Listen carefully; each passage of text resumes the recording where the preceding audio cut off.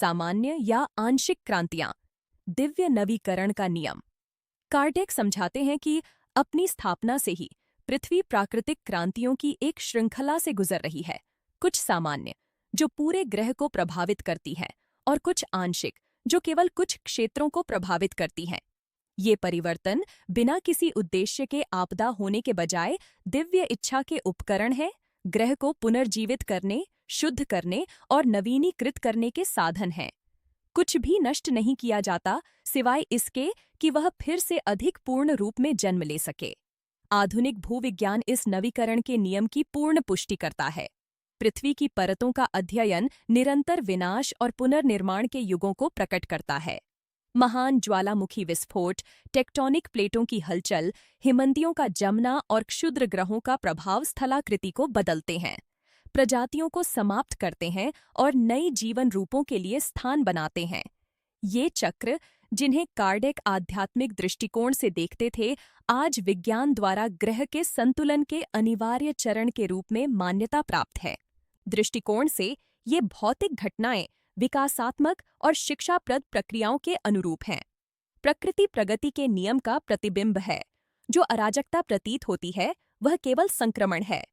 प्रत्येक भूकंप, ज्वालामुखी विस्फोट या बाढ़ पृथ्वी की शक्तियों को पुनः समायोजित करने का कार्य करता है, जीवन और चेतना के नए चरण के लिए वातावरण तैयार करता है।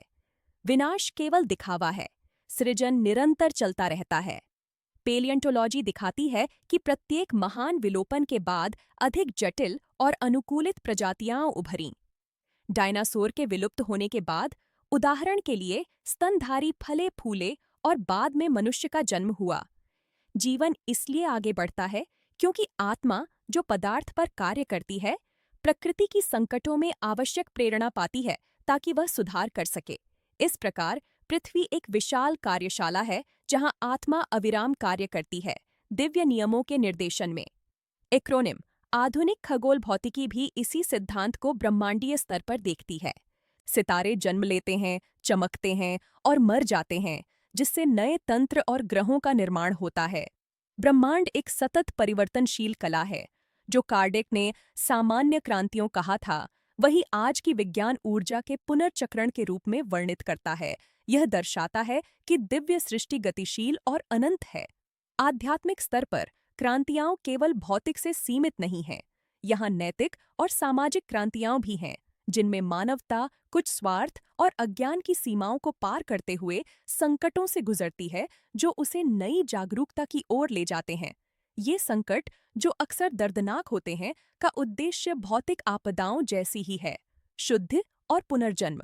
सामूहिक पीड़ा वह नैतिक अग्नि है जो अपूर्णताओं को जलाती है और एक नई प्रकाश युग का उदय करती है। कार्डेक सिखाते हैं कि उच्च आत्मा सृष्टि के समग्र दृष्टिकोण से इन परिवर्तनों को विनाश नहीं, बल्कि सार्वभौमिक विकास के रूप में देखता है। कुछ भी पृथक नहीं है, प्रत्येक घटना का संबंध पूरे से है। पृथ्वी और आत्मा की क्रांतियां एक ही नियम का पालन करती हैं, निरंतर नवीनीकरण का। जैसे ज्वार बदलते हैं, वैसे ही मानव इतिहास में अच्छा और बुरा एक के बाद एक आते हैं, जब तक कि सद्भाव स्थायी रूप से स्थापित न हो जाए।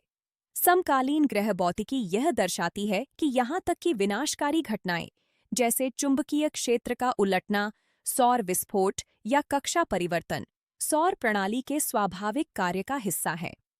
ये शक्तियां ब्रह्मांडीय व्यवस्था को खतरे में नहीं डालती, बल्कि उस गतिशील संतुलन को सुनिश्चित करती है जो ब्रह्मांड को जीवित रखता है। कार्डेक दूरदर्शिता से पहले ही कह चुके हैं कि ईश्वर नियमों द्वारा शासन करता है और इन नियमों में कोई अव्यवस्था या संयोग नहीं है। क्रांतियां, चाहे वे प्राकृतिक हों या आध्यात्मिक, ब्रह्मांड की धड़कन है। वे दिव्य सृजन की हृदय गति हैं जो ब्रह्मांड को स्थायी पुनरुत्थान में बनाए रखती हैं। मानव आत्मा इस सृष्टि का एक अंश होने के नाते अपने आंतरिक क्रांतियों से भी गुजरती है।